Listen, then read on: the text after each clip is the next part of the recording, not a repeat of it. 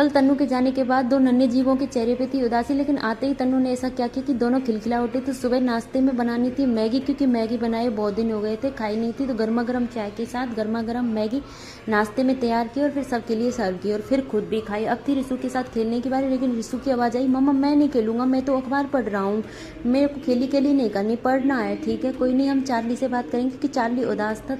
तन्नू आए नहीं थे और जैसे ही तन्नू आए सबसे पहले चार्ली से मिले और चार्ली सारा सामान खुद से अंदर रखवा के आ रहा था और बिल्कुल चुपका चुपका घूम रहा था। वो ऐसा सोच रहा था कि कितने दिन में आए हैं, जैसे मैंने भी दूध वूध गर्म करके रखा। फिर रिशु के साथ खेले तन्नू थोड़ी देर, फिर सोए।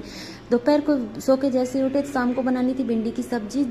गांव से आई थी कटी कटाई भिंडी, वही छौकी और फिर इतने मैंने सब्जी बनाई, इतने रिशु अपने पापा के साथ खेली खेली करी।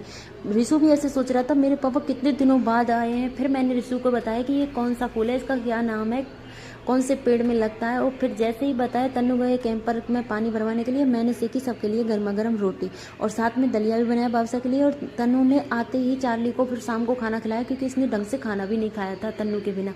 फिर थोड़ी देर वॉक करवाई बाहर और फिर ये लोग वॉक कर रहे, तो सोचा मैं भी कर लेती हूँ आज, इनके साथ वॉक करी।